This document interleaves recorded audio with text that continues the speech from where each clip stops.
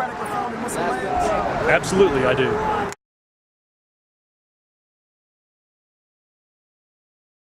What if they elect an Islamic government? I think that the people should be able to speak for the rule that they would decide is right for them, and that the democracy is governed by the people, for the people, and they make those decisions. And we are not to impose our will as Americans on their societies.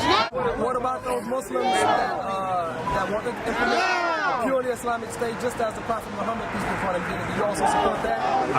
I think that it goes back to the people. What the people desire is what the people should have as their rule, and that's the foundation for the democratic societies. And if that's what the people decide, it's far be it for me to judge and try to decide that they should do the way that I've been raised on tradition and culture, and in violation of what they may have been raised on tradition and culture. What do you think about the West supporting Gaddafi for over 40 years, supporting Mubarak for over 30 years, and then now calling for democratic reform in those lands? I think that there's poor judgment by politicians every day, and I think that that's one of the linchpins in showing that the Western leadership has let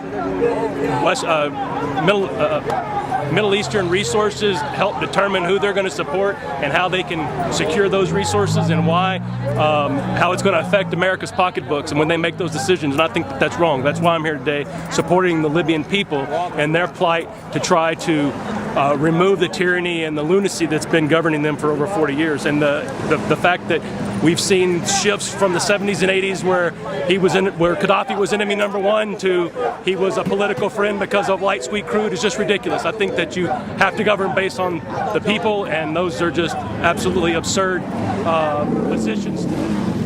But don't you find that consistent with capitalism?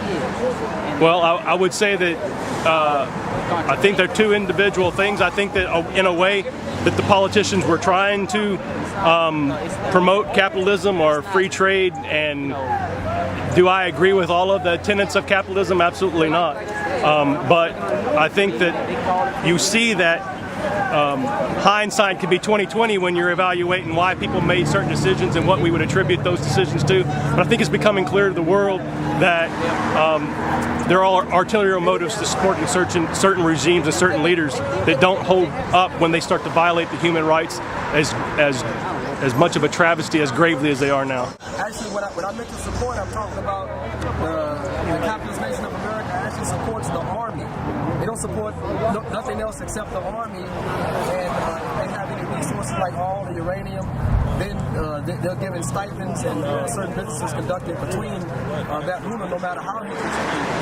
So, for instance, in Egypt, they say the army was given 1.3 billion.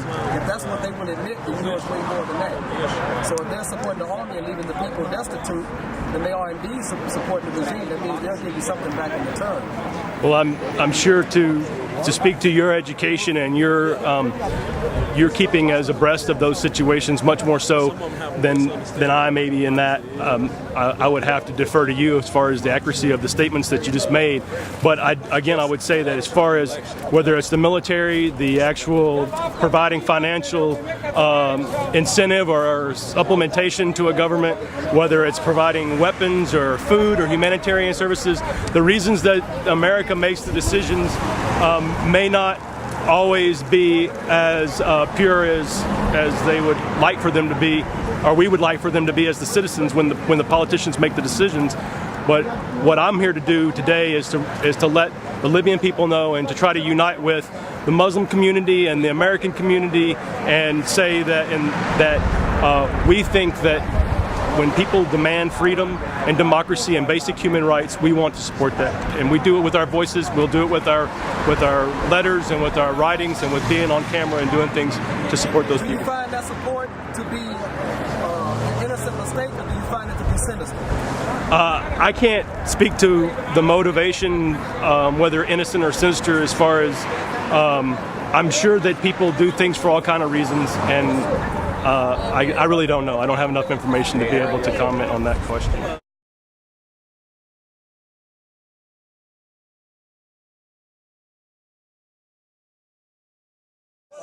Do you support the democratic reforms in Muslim lands? Of course, I do. Muslims have to choose who governs them and how they're governed. Okay. And And the Muslim will have the right to vote in whatever form of government? Whatever form of government they want. This is democracy. Okay. And whatever leader that they want? And whatever leader they want. This is democracy. Okay. And if they feel displeased with that leader, they could get that leader out and replace him. Exactly. What if they feel displeased with the next system? Can they get that system out and implement a different system? This is the nature of democracy. Democracy tells you that you choose the system that the majority of the people want.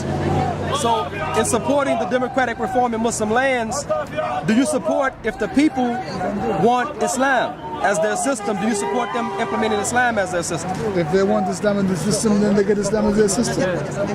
As long as the Muslim leader respects the wishes of the people of the Ummah nafsa, the Ummah. Yes. There should be no problem. What if Islam does not mean dictatorship? Yes. Okay, there's a very big difference over here. We should not be afraid of the concept of Islam. Yes.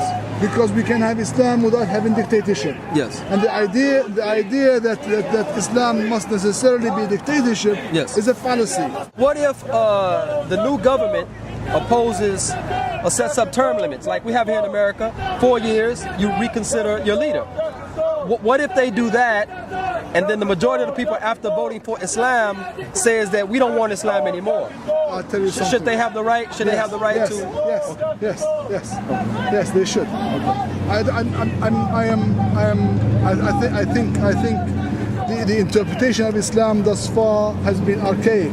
Yes. I think Islam should be seen in a new light because Islam was a way of life, and a changing way of life. Ultimately, for Muslims, it's the individual who's held responsible. You're not responsible for me. I'm responsible for me. Yes. You understand? And so in the Ivan analysis, you have no right under the guise of Islamic rule to abuse me. If I don't give you the bay'ah, okay, then you have no right to rule me. And I can take the bay'ah away from you. Yes. If you do not follow the rules that are set by the Sharia. If you have a democratic system, it means you're opening it up to whoever comes, whoever has the majority of the people. Pluralism. Plural system, which allows Christian, Jew, anything to come to power. Okay, as long as the individual respects the rights of the Muslims and respects some people have the opinion that you can't have a Christian ruler because they say the Quran says it or the Sunnah says it, so they're saying that that's off of the table. That's a Muslim state. That's an Islamic state. Okay. We're not talking about an Islamic state. So the people in Libya shouldn't elect an Islamic state because that would be undemocratic. No, that's not what they're saying. The Muslims, there's people in Libya who said we want a democratic state, which we're allowed to elect an Islamic state if we want to elect an Islamic state. So after electing an Islamic state, after 4 years, maybe they say we don't want it no more. It's up to them, and then ultimately the choice is between what God told them, what they accept, what God told them, or what God did not tell them, and it becomes an individual matter for God. I can't judge you on this earth. Yeah. Only God will judge you. Okay? But isn't that what the Sharia is about? The Sharia tells us what we can do, what we can't do. So Islam has its own system. The Islam says Ummati, Rasulullah said Ummati will not do wrong, will not agree on wrong. Yeah. Okay? So if the Ummah agrees on a certain type of system, then that system will happen. Okay. But the truth. So the Muslims should be given a choice of Islam and no Islam. They should be given a choice. Or how much Islam they want. How much Islam they want? Okay. Yes. Shukran, ya.